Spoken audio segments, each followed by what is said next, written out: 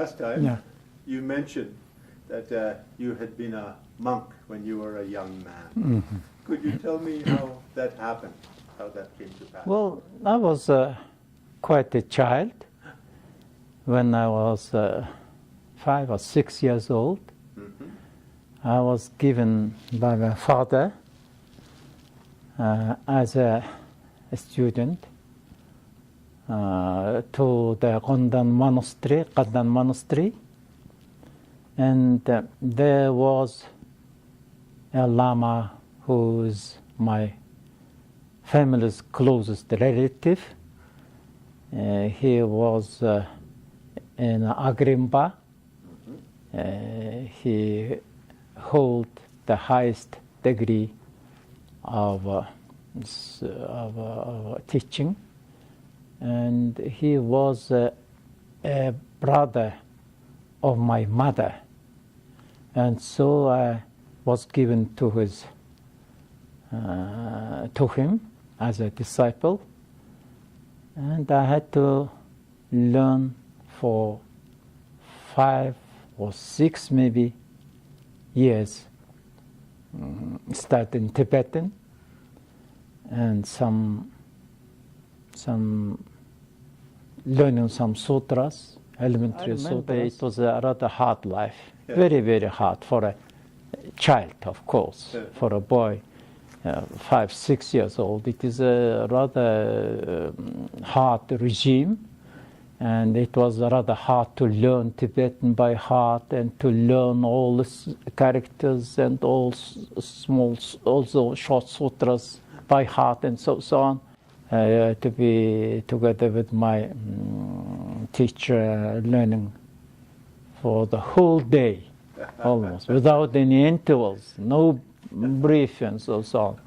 Yeah, of course, it was a good beginning, I would say, of my academic career. It was my whole life dream to learn Tibetan.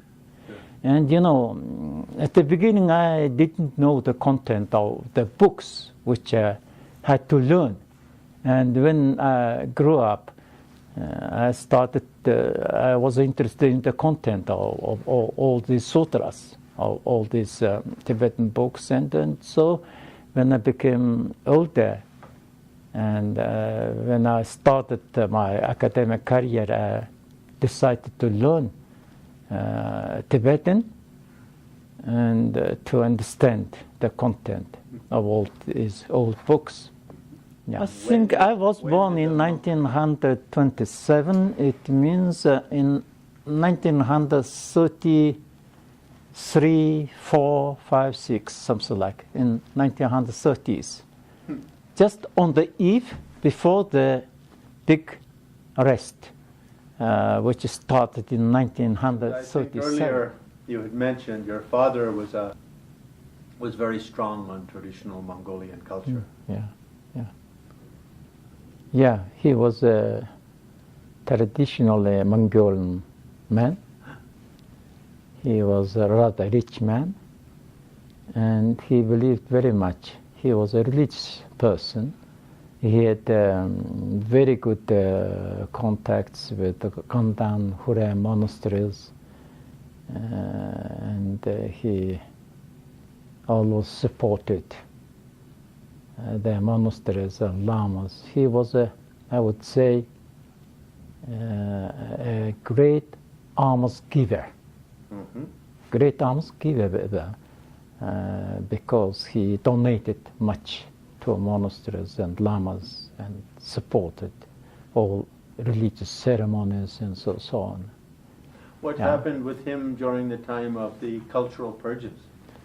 Was during this hard period, he was of course arrested in 1937 and was shot within a month. Because I found out quite recently after the fall of the communist regime in Mongolia, and he was rehabilitated. Mm-hmm. He was recognized officially innocent.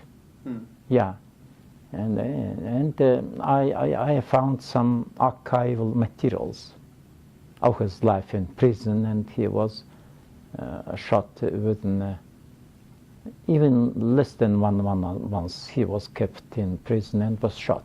Yeah. And your teacher, Ngakramba? And my Hamba Agramba Lama was also arrested in 1937. And of course, I don't know his fate, but I think he was also killed. Yeah. And what is this book you're holding right now, if I may ask?